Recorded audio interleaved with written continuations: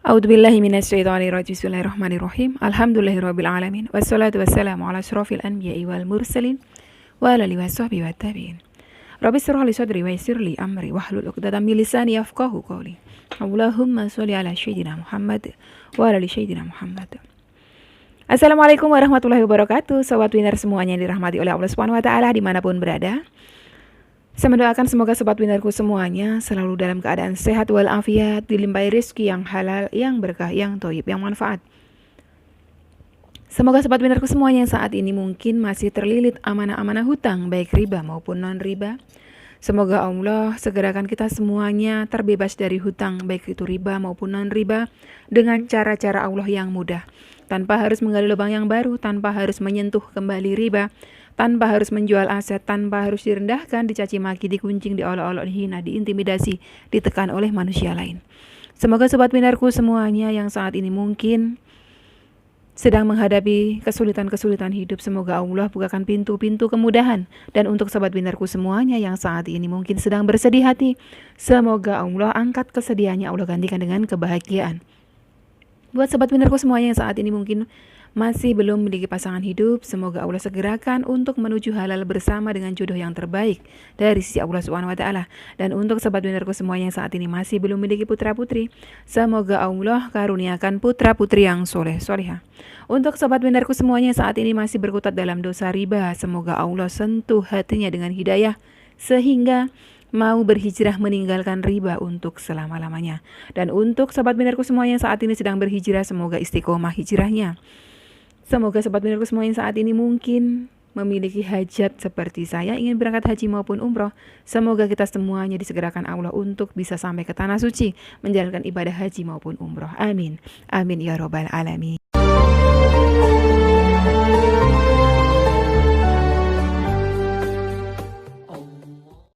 Masya Allah, tabarakallah. Alhamdulillah, hari ini saya Wiwin masih diberikan kesehatan, keselamatan oleh Allah SWT, dan diberikan panjang umur untuk bisa kembali menjumpai sobat winnerku semuanya di channel kesayangan kita semua, Chef Gansu. Oke, hari ini saya akan menjawab beberapa pertanyaan yang ada di kolom komentar yang sudah saya capture. Yang pertama ini curhatan dari Mbak Aci Cahya Meka. Assalamualaikum Umi. Waalaikumsalam warahmatullahi wabarakatuh. Saya mau cerita Umi. Oke, saya dengarkan. Saya diselingkuhi selama 5 tahun dan ditalak karena orang ketiga, dan sekarang dalam proses perceraian berarti ya. Tiba-tiba saya mendengar kabar bahwa mantan suami dirumahkan karena kontrak kerja habis. Kejadian apakah ini Umi? Apakah itu keadilan Allah? Bisa jadi. Jadi itu bisa jadi bentuk kasih sayangnya Allah sebetulnya kepada panjenengan dan juga beliau. Kenapa kepada panjenengan? Supaya apa? Supaya beliau sadar. Ini buat panjenengan juga buat beliau. Jadi mungkin beliau tadinya bertingkah karena ngerasa punya pekerjaan dan gaji yang gede, makanya main orang ketiga. Ada pelakor di dalam kehidupan rumah tangga panjenengan.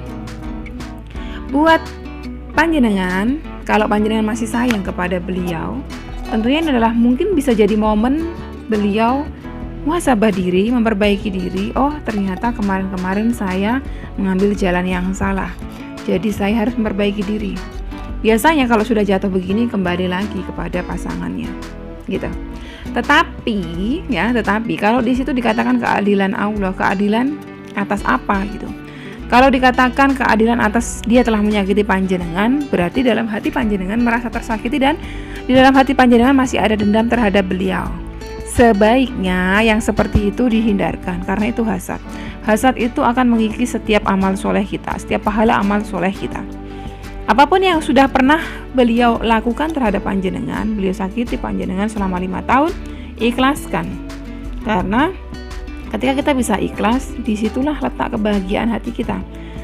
Kalau masih ada hasad dalam hati kita nggak akan pernah bisa bahagia, kita susah move on. Kita bawaannya dendam aja, pengennya melihat dia sengsara aja. Nah itu gak bagus untuk kita. Jadi memang ini yang terbaik yang Allah berikan untuk beliau dan panjenengan, supaya beliau kembali sadar gitu. Logika umumnya kalau orang sudah tidak pekerjaan, mana ada orang yang mau sama dia kan? Kemarin pihak ketiganya itu mau karena mungkin beliau masih punya pekerjaan, masih punya penghasilan, masih punya duit, masih ada kepeng, ya kan? Setelah terada kepeng, nah mana ada mau kan? Jadi panjenengan berdoa saja terus kepada Robnya panjenengan supaya kalau panjenengan masih sayang sama beliau, supaya beliaunya sadar dan kembali kepada panjenengan. Lain cerita kalau panjenengan sendiri juga sudah nggak bisa memaafkan, udah nggak menghendaki kembali lagi, ya lanjutkan saja proses tersebut, ya kan? Daripada panjenengan bertahan tetapi tidak bisa berbakti kepadanya, menjadi dosa buat panjenengan.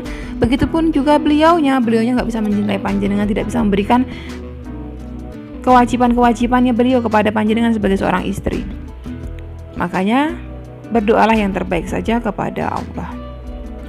Yang selanjutnya dari Mbak Imas Budiarti. Assalamualaikum Mbak Win. Waalaikumsalam warahmatullahi wabarakatuh. Aku mau nanya Mbak Win, amalan apa buat tetangga yang suka menzolimi saya dan ibu mertua dan keluarga ibu mertua, supaya tetangga saya sadar diri dan mau berubah jadi lebih baik, jadi lebih tahu diri dan punya rasa malu. Makasih Mbak Win.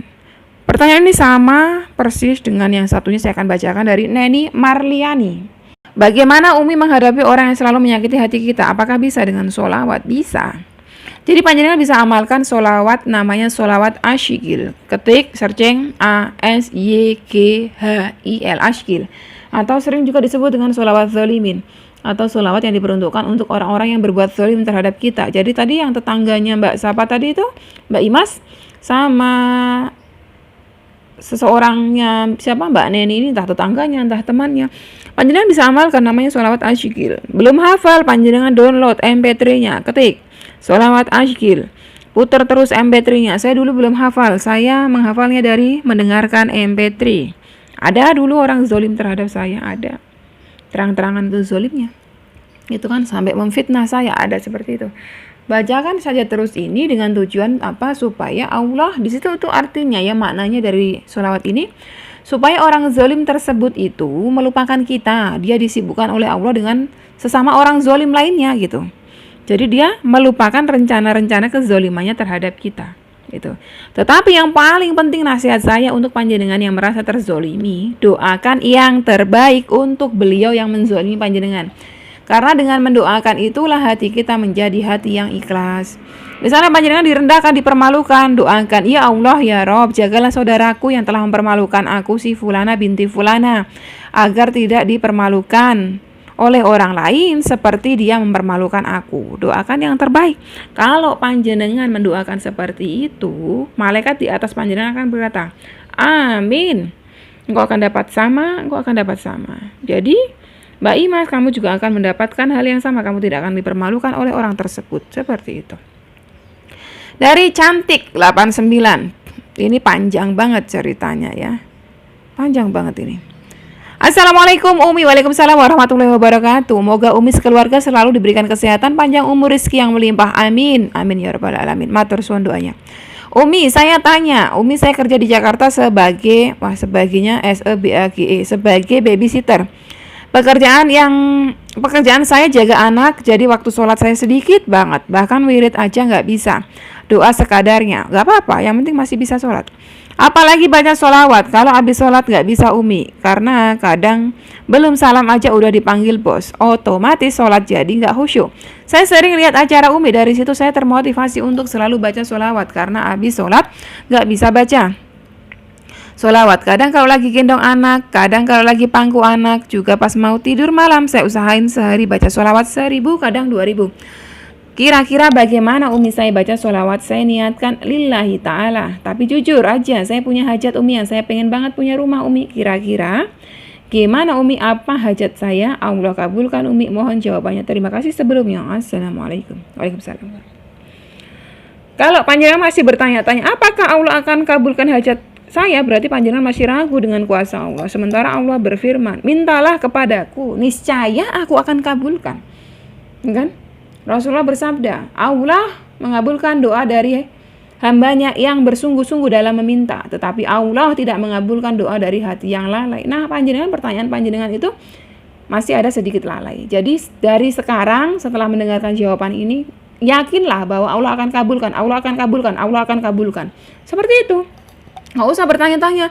Tapi kok lama, Umisa sudah mengamalkannya 20 tahun belum kabul juga. Tunggu aja, barangkali 20 tahun lebih sehari. Barangkali 20 tahun lebih sebulan. Nah, kita nggak pernah tahu, ya. Tapi selama 20 tahun panjenengan bermunajat tadi itu, tentunya Allah sudah kasih kenikmatan-kenikmatan yang lain. Entah dalam bentuk kesehatan, entah dalam bentuk keselamatan, entah dalam bentuk panjenengan bertemu jodoh, entah dalam bentuk yang lain. Terjaga kesehatan keselamatan satu keluarga itu juga nikmat. Jadi tetaplah bersemangat dalam bersolawat, karena solawat panjenengan itu nanti akan menjadi sebab doa-doa panjenengan diijabah. Ya, tentunya panjenengan sudah menjadi penonton setia channel saya, paham sekali beberapa sabdanya Rasulullah yang pernah saya sampaikan. Salah satunya adalah antara bumi dan langit ada hijab sebelum doa kita menembus langit, dan hijab tersebut baru akan terbuka ketika bersolawat kepadaku. Itu sabdanya Rasulullah. Jadi solawat-solawat kita yang kita dawamkan setiap hari itu menjadi sebab terbukanya hijab, sehingga doa-doa kita menembus langit dan kembali kepada kita dalam keadaan terijabah, gitu ya. Dan untuk masalah panjenengan tadi, panjenengan nggak bisa berlama-lama wirid, nggak apa-apa. Panjenengan misalnya nggak bisa ngikuti wirid saya, nggak apa-apa. Setelah sholat, tapi sholatnya jangan pernah tinggalkan, sholat wajibnya. Sunnahnya qobliyah ba'diyah kalau bisa tambahi. Karena panjenengan punya hajat yang sangat besar, tambahi tahajud, tambahi duha, witir, ya.